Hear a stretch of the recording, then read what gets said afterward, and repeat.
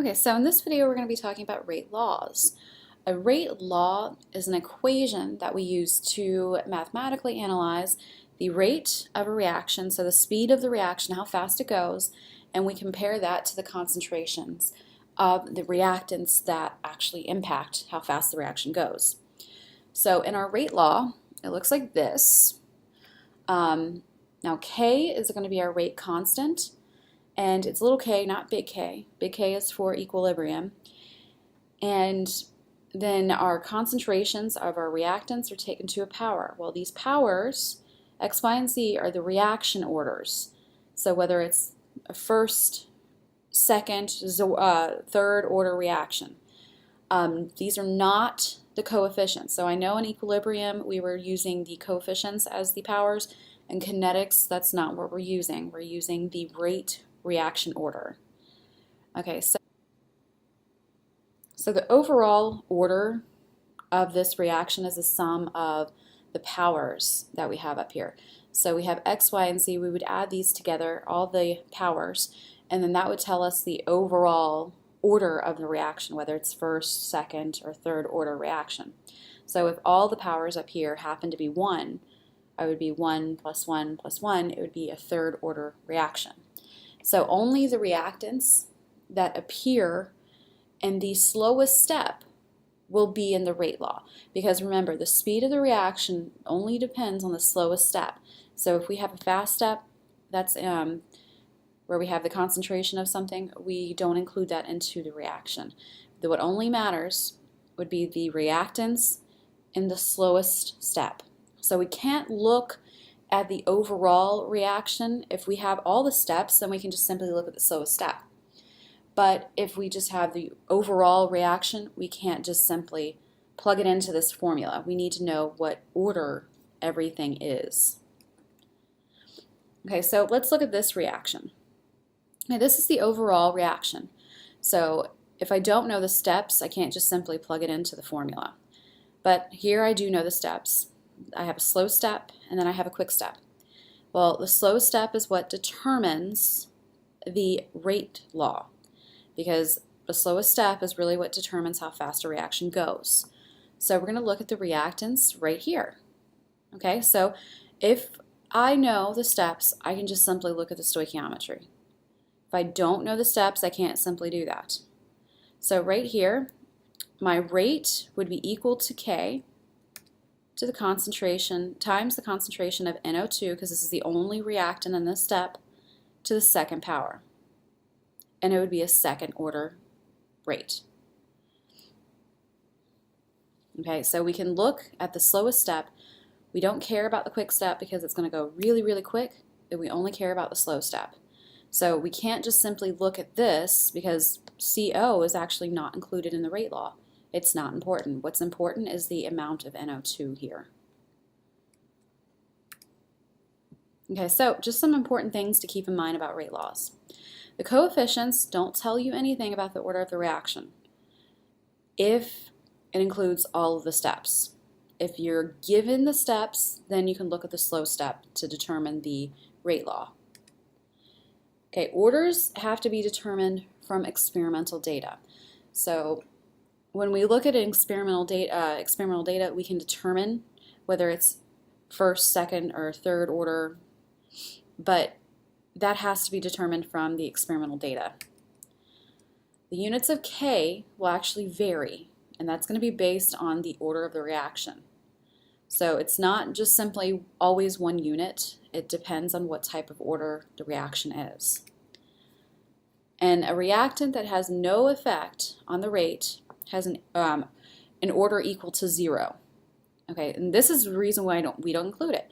Because if you take something to the power of 0, that equals 1. Well, 1 times anything would just be itself. So that's why we don't include reactants, certain reactants, into the rate law, because it has an order of 0, which makes, when you take it to the power of 0, it just equals 1. So we don't include it. Orders can be fractional, but that's really rare. You're probably not going to encounter that at all. In a complex reaction, all the steps should add up to the overall reaction. So if you were to take all the steps and then cancel anything out on the product and the reactant side, and then just combine everything together, that should add up to the overall reaction. An intermediate is something that's produced in one step and then used up in the next step. So if you see all the steps and you produce something, but then you use that same item in the next step, that's called an intermediate. And if a substance happens to be present at the beginning of the reaction, so it's a reactant in the beginning, and then it's a product at the very, very end, and it's the same format, that's a catalyst. So let's look at this reaction right here. If I'm looking at these steps, okay, I have H2O2 and I- for reactants in the very beginning. Well, if I look at the very end, I have H2O, I have O2, and then I have I-. I- is a product and a reactant, and it's exactly the same thing. So that would be a catalyst. If I look right here, I have IO-, that's produced in the first step, and then it's used up in the second step. That would be an intermediate, because I make this and then I use it in the next step. Okay, so let's identify the catalyst and the intermediate here. Okay, so for the catalyst, I know a catalyst has to be unchanged. It has to be a reactant in the very, very first step and a product in the very last step. Well, I have SO2. That's not a product here. And then I have V2O5. Well, it's a reactant, and then it's a product at the very end. So the catalyst would be V2O5. And then my intermediate is something that's produced in the first step and then used up in the next step. So I have SO3. I don't use SO3 here. And then I have V2O4. Well, I made that, and then I used it in the second step. So my intermediate would be V2O4.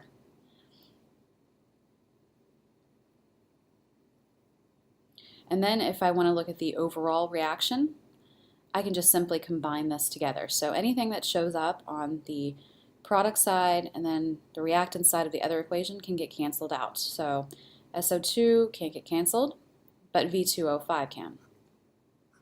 All right, and then we have V2O4, V2O4. So this is on the reactant side, and the product side, I can cancel that. And then everything else just gets combined. So I have SO2 plus 1/2 O2 plus SO3, and that's it. That's my overall reaction. All right, let's look at another one. Okay, so I want to write the rate law here. This is my overall reaction, all right, and it has 3 steps. It has a slow and then a quick one, okay? So when I'm writing the rate law, the only thing that matters here is the slow step, because the speed is determined on the slowest step. Well, I'm going to look at the reactants. W is really the only thing that impacts this rate of reaction. So my rate is equal to K, whatever the constant is, multiplied by the concentration of W, and the coefficient here would be 1. So I can't look at the coefficients of the overall reaction. I have to look at the slowest step. So the rate is equal to K times the concentration of W, because really that's what impacts the speed.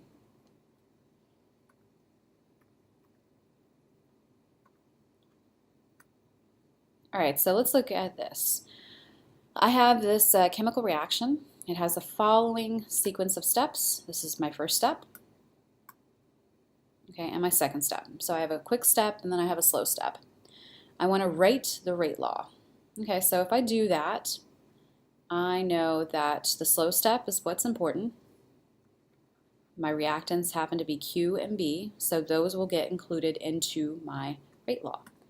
So the rate is equal to K times the concentration of Q times B. There's a problem though. If I look at Q, Q is made in the first step and then used up in the second step. So this is an intermediate. intermediates are very hard to measure. So if that's the case, this is the rate law, but if I'm going to actually go and do some like analysis, Q is very hard to measure. But Q is only dependent on A. So in this case, I can actually substitute. So I can substitute my Q for A. The reason that I do that is because Q is an intermediate, which is very hard to measure. And since Q is only based on the concentration of A, I can use that in my rate law. And the only reason I can do that is because Q is only dependent on A. So I can just simply substitute it in this case.